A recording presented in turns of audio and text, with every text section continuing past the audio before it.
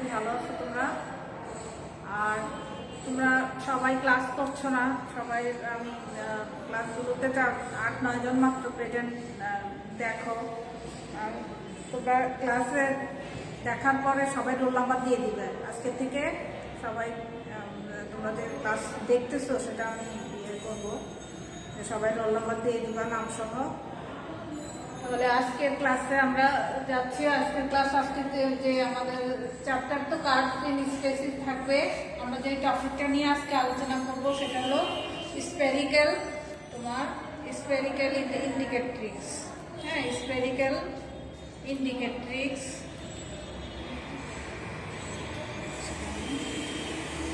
ইন্ডিকেট্রিক্স page number 204। আচ্ছা, তাহলে spherical ইন্ডিকেট্রিক্স, এখানে আমি একটা ছবি আঁকছি, ছবিতে আমি একটু পরে আসছি, আগে ডেফিনেশনে যাচ্ছি। তিনটা ডেফিনেশন। ইন্ডিকেট্রিক্স মানে নির্দেশক। হ্যাঁ, নির্দেশক বাংলায়, এটা বাংলাটা হলো নির্দেশ। স্পেরিক্যাল মানে এখানে গোলকীয় নির্দেশক। তাহলে আমরা এই ডেফিনেশনটা দেখো, spherical indicatrix of the tangent. তোমার স্পর্শকের গোলকীয় নির্দেশক, এটা ডেফিনিশন। কি বলছি দেখো, if the tangent of a space curve denotes the equation of a curve, then the latter is called the spherical indicatrix of the tangent of the original curve. অর্থাৎ কি, তোমার যদি if the tangent of a space curve, যদি কোনো space কার্ভের কার্ভের ট্যানজেন্টটা denotes the equation of a curve, যদি কোনো স্পেস কার্ভের তোমার স্পর্শক ওই কার্ভের তোমার ইকুয়েশন নির্দেশ করে, denote the equation of curve, ওই বক্ররেখার সমীকরণ নির্দেশ করে। হ্যাঁ, তখন আমরা সেই ইকুয়েশনটাকেই বলবো is called, then the latter is called the spherical indicatrix of the tangent. আমরা তখন সেই ইকুয়েশনটাকেই বলবো যে ট্যানজেন্টের spherical indicatrix of the original curve, মানে অরিজিনাল যে স্পেস কার্ভ দেওয়া আছে সেটা। তাহলে কোনো স্পর্শক যদি তার কোনো বক্ররেখার সমীকরণকে নির্দেশ করে, মূল কথা হলো যে কোনো স্পর্শক যদি কোনো বক্ররেখার সমীকরণকে নির্দেশ করে, তাহলে আমরা সেই সমীকরণটাই হলো আমাদের গোলকীয় নির্দেশক স্পর্শকের ক্ষেত্রে। ঠিক একইভাবে এখানে একটু, তাহলে এটা একটু আমরা ছবিটা দেখাচ্ছি। দেখো, এখানে ছবি আঁকছি একটা কার্ভ, এই যে এখানে একটা কার্ভ আঁকছি। দেখো, এটা কার্ভটা একটু বাঁকা টাকা করে কার্ভ আঁকা হলো। তাহলে এখানে দেখো, এখানে আমি কয়েকটা জায়গায় স্পর্শক দেখো, টি1 একটা স্পর্শক, সেটার উপরে নর্মাল, বাইনর্মাল, একটার সাথে লম্বালম্বি। একইভাবে এখানে আরেকটা স্পর্শক টি2 নাম দিলাম। বিভিন্ন জায়গায় বিভিন্নভাবে স্পর্শক একে আমরা দেখাচ্ছি। এটা বি2 মানে বাইনর্মাল, এটা হলো প্রিন্সিপাল নর্মাল। একইভাবে এখানে আরেকটা স্পর্শক দেখাচ্ছি টি3, বাইনর্মালে দেখাচ্ছি না, এখানে প্রিন্সিপাল নর্মাল। একইভাবে এখানে আরো কয়েকটা দেখাতে পারতাম, প্রয়োজন নাই, আমরা জাস্ট বোঝানোর জন্য যে স্পর্শকের সাথে এখানে লম্বালম্বিভাবে তোমার বাইনর্মাল এবং নর্মালগুলো অবস্থান করছে। এটাকে আমরা কি করছি, একটা স্পেরিক্যাল, যেহেতু স্পেরিক্যাল গোলকীয়, স্পেরিক্যালের মধ্যে জিনিসটা দেখানোর চেষ্টা করছি। ধরো এটা এই যে টি1 ট্যানজেন্ট। হ্যাঁ, ট্যানজেন্টের এই টি1-এর উপর কে নর্মাল N1 লম্বালম্বি আছে, আবার এটার সাথে B1 বাইনর্মাল, সেটাও লম্বালম্বি। হ্যাঁ, তাই না, একটার উপর পারপেন্ডিকুলার, এই যে T1, B1 এবং N1। একইভাবে এই যে T2, B2, T2 এর সাথে লম্ব হলো B2 আর N2, N2 প্রিন্সিপাল নর্মাল। একইভাবে T3, B3 এবং এখানে N3। তাহলে একটা স্পেরিক্যাল গোলকীয় তলের মধ্যে এটা দেখাচ্ছি আর কি আমরা, যে স্পর্শকের ইকুয়েশনটা যদি ওই কার্ভের ইকুয়েশন নির্দেশ করে, তাহলে হবে সেটা গোলকীয় নির্দেশক। ঠিক একইভাবে তোমার প্রত্যেকটা ডেফিনিশনই তোমার একই সিস্টেম। 2 নম্বরে দেখো, spherical indicatrix of the principal normal. আর প্রিন্সিপাল নরমালের গোলকীয় নির্দেশকের ডেফিনেশনটা কি? If the principal normal of a space curve denotes the equation of a curve, মানে একই কথা, শুধুমাত্র এখানে ডিফারেন্সটা হলো প্রিন্সিপাল নরমাল কথাটা। যদি কোনো কার্ভের বক্ররেখার প্রিন্সিপাল নরমালটা ওই কার্ভের ওই বক্ররেখার সমীকরণ নির্দেশ করে, তাহলে আমরা সেই সমীকরণকেই বলবো যে প্রিন্সিপাল নরমালের গোলকীয় নির্দেশক। ঠিক আছে, একইভাবে আরেকটা definition, spherical indicatrix of the binormal. বাইনর্মালের ক্ষেত্রে স্ফেরিক্যাল ইন্ডিকেট্রিক্সের ইকুয়েশনও same. If the binormal of a space curve denotes the equation of a curve, then the latter is called the spherical indicatrix of the binormal of the original curve. একই কথায় তিনটা ডেফিনিশনই তোমার same কথাবার্তা। যদি তোমার বাইনর্মালটা কোনো স্পেস কার্ভের equation নির্দেশ করে, তাহলে আমরা সেটাকে বলবো যে তোমার গোলকীয় নির্দেশক বাইনর্মালের ক্ষেত্রে। তাহলে আমাদের তিনটে ডেফিনেশন শেখা হলো এবং সেই সাথে আমরা তোমার ছবিটাও দেখালাম। এখন তোমাদের 1.4.5 আছে যে curvature, find the curvature and torsion of the spherical indicatrix of the tangent of a at s on x equal to s। তাহলে কি বলছে, কি বের করতে বলছে? গোলকীয় নির্দেশকের কার্ভেচার এবং বক্রতা এবং তোমার প্যাচ বের করতে বলছি। হ্যাঁ, আমরা কিন্তু এর আগে বক্রতা প্যাচ সম্পর্কে বিভিন্নভাবে জানা আছে আমাদের। এখন এটা বের করতে বলা হয়েছে তোমাকে স্ফেরিক্যাল ইন্ডিকেট্রিক্সের ক্ষেত্রে কার্ভেচার এবং টরশনটা বের করার সূত্রটা কিভাবে আসে সেই সূত্রগুলো তাহলে আমরা প্রথমে কার্ভেচারটা দেখব।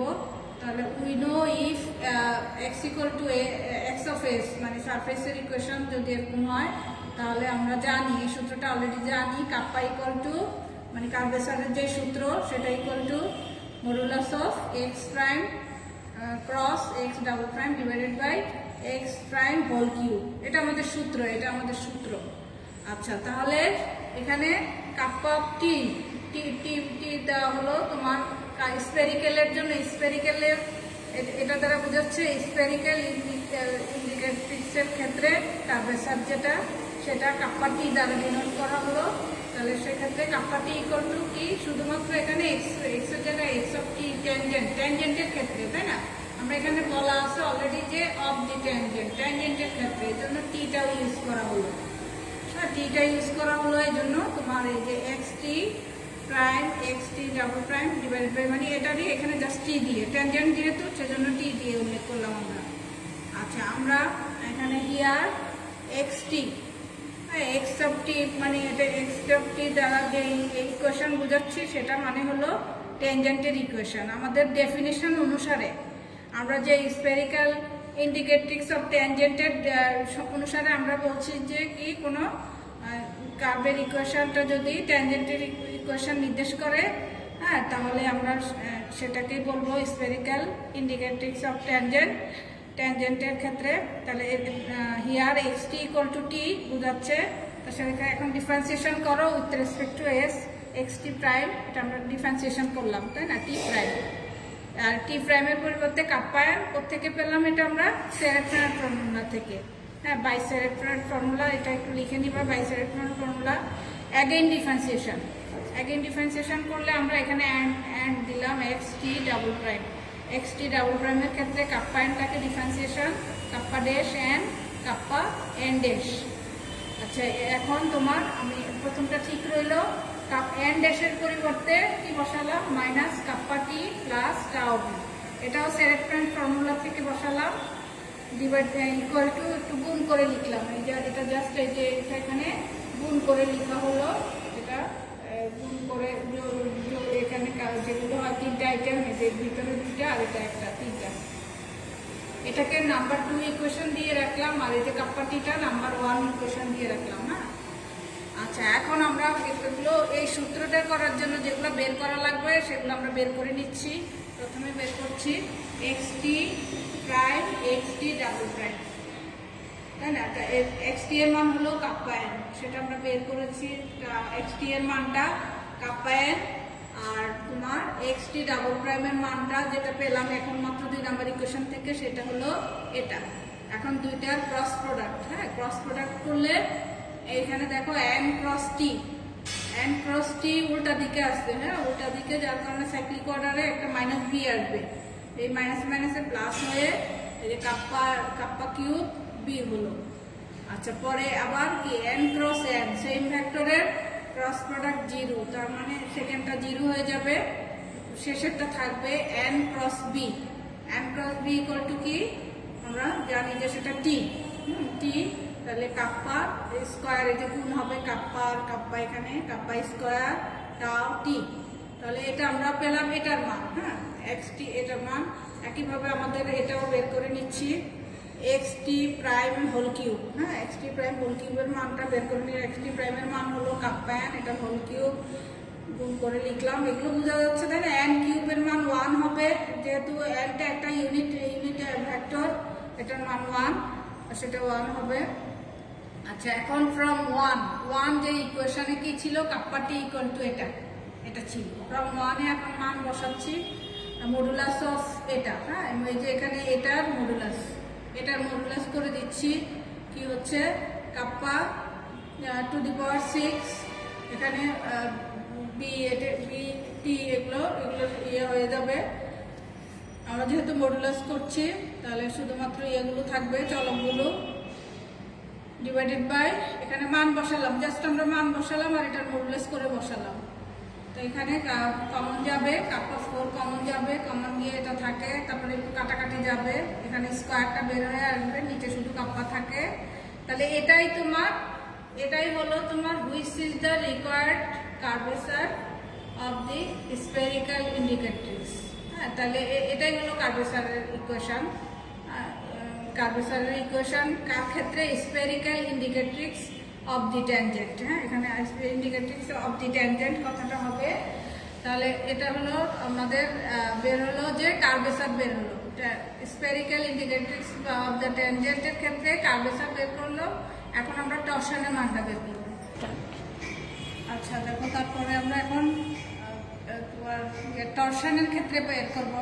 টরশন অফ দ্য মানে ট্যানজেন্টের ক্ষেত্রে স্ফেরিক্যাল ইন্ডিকেটর কি হবে টরশনের ক্ষেত্রে? তাহলে টরশনটা কি হবে? Also we know that if x equal to x, মানে এই কার্ভের জন্য আমরা টরশনের ইকুয়েশন জানি, টাও ইকুয়াল টু এই যে ব্লকস প্রোডাক্ট অফ এই যে x prime, x double prime, একটা ট্রিপল প্রাইম হবে, এটা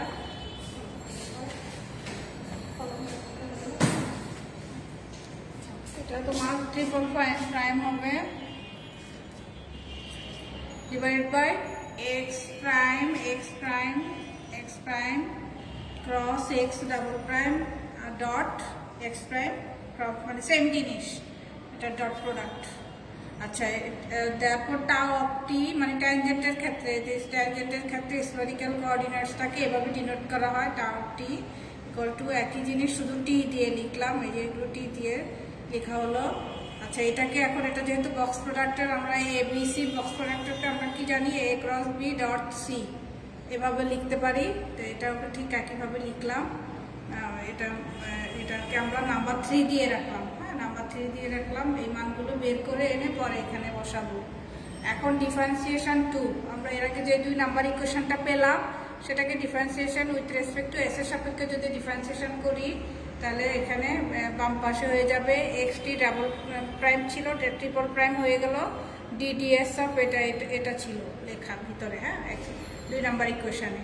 এখন এটাকে ডিফারেন্সিয়েশন করছি, প্রথমে কাপ্পা স্কোয়ার কাটে 2 কাপ্পা স্কোয়ার, কাপ্পাকে করলে কাপ্পা ডেশ টি, তারপরে এখানে কাপ্পা স্কোয়ার ফিক্সড রইলো, টিকে করলে টি প্রাইম হলো, তারপর সেকেন্ডটা এটা কাপ্পা ডাবল ড্যাশ হবে, এন ফিক্সড রইলো, মানে আমরা জাস্ট ডিফারেন্সিয়েশন করে লিখলাম কাপ্পা ড্যাশ এন ড্যাশ, এখানে 3টা আছে এই জন্য 3টা হলো। প্রথমে কাপ্পা ড্যাশ টাও বি, কাপ্পা ফিক্সড রইলো, টাও ড্যাশ বি, কাপ্পা টাও বি ড্যাশ, আমরা এগুলো মানে ডিফারেন্সিয়েশন করে লিখলাম।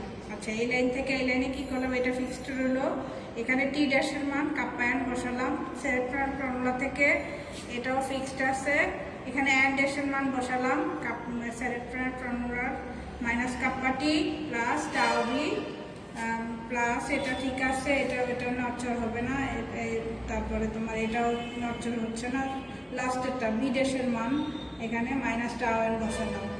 এখন এই লাইনে এসে কী করলাম, আমরা গুণ করে দিলাম, যোগ বিয়োগ করলাম। এখানে 2k কাপ্পা ড্যাশ টি, এখানে আরেকটা কে কাপ্পা ড্যাশ টি আছে, এখানে এটা সহ -3k।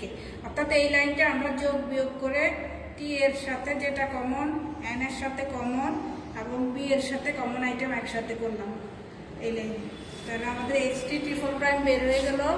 এখন এই মানটা আমাদের অলরেডি এর আগে বের করছি আমরা কার্ভেচারের ক্ষেত্রে, XT prime cross XT double prime, এটার মানটা আমরা এটা বের করছি, সেটা জাস্ট বসাই দিলাম, এটা আমাদের বের করা আছে। তো এখন এটা ডট প্রোডাক্ট, এটা ডট প্রোডাক্ট লিখলাম, দুটা ডট, এটা ডট, এটা ডট প্রোডাক্ট করলে তাহলে গুণ হয়ে গেল, তাই না? কাপ্পা 4 টাও কি টাও স্কোয়ার, কাপ্পা 6, এটা গুণ করার পরে আমরা এই মানটা পেলাম। এটা কমন নিয়ে নিলাম, কাপ্পা 4টা কমন নিয়ে নিলাম, কমন নিলে কাপ্পা স্কোয়ার প্লাস টাও স্কোয়ার হলো। আচ্ছা, এখন তোমার এটাকে আমরা বের করে রাখছি, সেটা কোনটা? এই যে এই মানটা পেলাম যেটা, এটার সাথে এক্সটি ট্রিপল প্রাইমের যেটা, হ্যাঁ ট্রিপল প্রাইম যেটা বের করছি আমরা একটু আগে, এটা এই যে লাইনটা, এই মানটা, হ্যাঁ এটা আমি অলরেডি এখানে লিখেছি, দেখো এই যে এটা ডট, এটা পুরোটাই লিখলাম, হ্যাঁ পুরোটা লিখলাম। তাহলে ডট প্রোডাক্ট কার কার সাথে পাবো? শুধু দেখো টি ডট টি, শুধু টি ডট টি, টি এর সাথে টি, এটাকে গুণ করে লিখলাম এই যে এখানে প্রথমটা, হ্যাঁ এটা হয় গুণ করলে টি ডট টি। আর পাবো হলো তোমার বি ডট বি, বাকিগুলো জিরো চলে আসবে, অপোজিট ভেক্টরের ডট প্রোডাক্ট জিরো চলে আসবে, তাহলে বি আর এই যে বি, এই দুটার গুণফল, তাহলে কে 2, এই যে কাপ্পা কিউব কাপ্পা ড্যাশ টাও, এটা এই যে এটা গুণ করে যা আসলে, মূল কথা আমরা গুণ করে যা আসবে সেটা আমরা লিখতে হবে।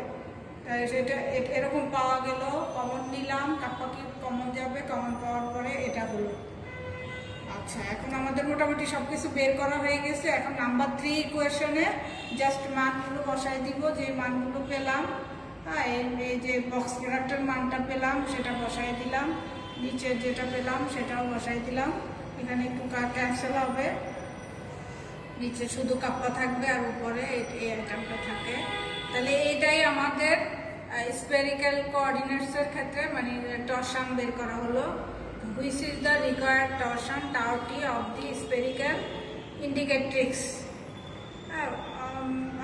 of the tangent of at s, at s on x equal to xs, মানে এই সারফেসের ক্ষেত্রে। তাহলে এইভাবেই তোমার আমরা টরশনের মানটা বের করলাম স্ফেরিক্যাল কোঅর্ডিনেটসের ক্ষেত্রে। তাহলে দুইটা সূত্র আমাদের বের করা হলো। এখন আমরা আরেকটা ডেফিনিশন দেখো, ডেফিনিশন আছে। আচ্ছা, ঠিক একইভাবে তোমার বইতে দেখো, তোমার এটা ছিল 1.4.65 ছিল, তাই না? 5 ট্যানজেন্টের ক্ষেত্রে বইতে 1.6 আছে। প্রিন্সিপাল নরমালের ক্ষেত্রে স্ফেরিক্যাল কোঅর্ডিনেটস মানে কার্ভেচার এন্ড টরশন নির্ণয়, এবং তোমার ইয়েটা তোমার 1.4.7 আছে তোমার বাইনরমালের ক্ষেত্রে কার্ভেচার এন্ড টরশন নির্ণয়। ঠিক একই নিয়মে বইতে আছে করে দেওয়া, একই নিয়ম ফলো করা হয়েছে পুরোটাই, একই নিয়ম যেহেতু সেজন্য আমি আর রিপিট করছি না, তোমরা একটু দেখে নিবে। আচ্ছা, এখন আমরা একটা ডেফিনেশন শিখবো 1.4.8 আছে তোমার ট্যানজেন্ট সারফেস সম্পর্কে। হ্যাঁ, ট্যানজেন্ট সারফেসের ডেফিনেশন ছবিতে আমি পরে যাচ্ছি, ডেফিনেশনটা কি বোঝাচ্ছে। ট্যানজেন্ট সারফেসের মানে সারফেস বলতে আমরা কি বুঝছি? The surface generated by the tangent lines to a curve c is called the tangent surface of c. তার কি বললো? The surface generated by the tangent lines to a curve c. এই যে একটা কার্ভ সি, হ্যাঁ এই curve C এর ক্ষেত্রে যে surface generated by the tangent, tangent যারা, এই যে ট্যানজেন্ট আছে একটা দেখো, এই যে পি বিন্দুতে ট্যানজেন্ট, ট্যানজেন্ট যারা তোমার যেই সারফেস উৎপন্ন হয়, হ্যাঁ একটা কার্ভের যে কোনো একটা বিন্দুতে ট্যানজেন্ট দ্বারা যে সারফেসটা উৎপন্ন হবে generated by surface generated by the tangent, মানে স্পর্শকের দ্বারা যে সারফেসটা উৎপন্ন হবে সেটাকে আমরা বলছি যে ট্যানজেন্ট সারফেস। হ্যাঁ, ওই কার্ভের ক্ষেত্রে। তাহলে এখানে অলরেডি দেখো ছবিতে মানে করা আছে যে পি বিন্দুতে, এখানে পি বিন্দুতে ট্যানজেন্ট আঁকলাম। আচ্ছা, এখানে তোমার তাহলে ট্যানজেন্ট সারফেসের ইকুয়েশনটা কি হবে, সেই ইকুয়েশনের জন্য এখানে বলা আছে y ইকুয়াল টু কি y equal to S V. এখানে এস ভি দুইটা প্যারামিটার। হ্যাঁ, প্যারামিটার এখানে এসটা দ্বারা কি বোঝাচ্ছে, এস হলো আর্ক লেন্থ, এখানে বলা আছে এস হলো আর্ক লেন্থ, আর ভি হলো distance from q to p. এই যে এখানে দেখো পরে ছবিতে কিউ থেকে পি বিন্দু যে দূরত্ব সেটাকে ভি, আর তোমার এসটা হলো আর্ক লেন্থ, এটা চাপ দৈর্ঘ্য এসটা, আর তোমার ওয়াই হলো পজিশন ভেক্টর, ওয়াইটা হলো তোমার পজিশন ভেক্টর। এগুলো তোমার তাহলে তোমার ট্যানজেন্ট সারফেসের ইকুয়েশনটা কি হবে, y equal to x plus v t, মূলত এক্স প্লাস ভি টি। আচ্ছা, এটা গেল তোমার যখন সারফেসের ইকুয়েশন কি হবে, x equal to x of s. যখন তোমার কার্ভের ইকুয়েশনটা এরকম হবে x equal to x of u, তখন এই ইকুয়েশনটা হয়ে যাবে কিরকম, ওয়াই ইকুয়াল টু এক্স মানে এক্স অফ ইউ এর প্লাস ভি এক্স ডট, এখানে ডট আছে একটা, এক্স ডট ইউ। হ্যাঁ, ইউ কার্ভের ক্ষেত্রে এটা এক্স ইউ কার্ভের ক্ষেত্রে, তাহলে y equal to x plus v x dot, এটা হলো তোমার ট্যানজেন্ট সারফেসের ইকুয়েশন তোমার x equal to x of u কার্ভের ক্ষেত্রে, আর এটা হলো তোমার x equal to x of s সারফেসের ক্ষেত্রে। আচ্ছা, তো ঠিক আছে, আমরা আজকে এই পর্যন্তই, এইটুকু পর্যন্ত আমরা দেখি, পরবর্তীতে মানে পরের আলোচনাগুলো। কারণ এখানে তোমরা যে কার্ভেচার এবং টরশন নির্ণয়, এটা তোমার প্রিন্সিপাল নরমাল এবং বাইনর্মালের ক্ষেত্রে আছে দুইটা, ওই দুটাও তোমরা একটু দেখবা। আর একই রকম নিয়মাবলী, শুধুমাত্র একটু ক্যালকুলেশনের পার্থক্য আছে ভিতরে। তো ঠিক আছে, আমরা নেক্সট ক্লাসে আবার দেখা হবে তোমাদের সাথে। আর সবাই ক্লাস দেখে সবাই যাদের রোল নাম্বার একটু লিখে দিবে।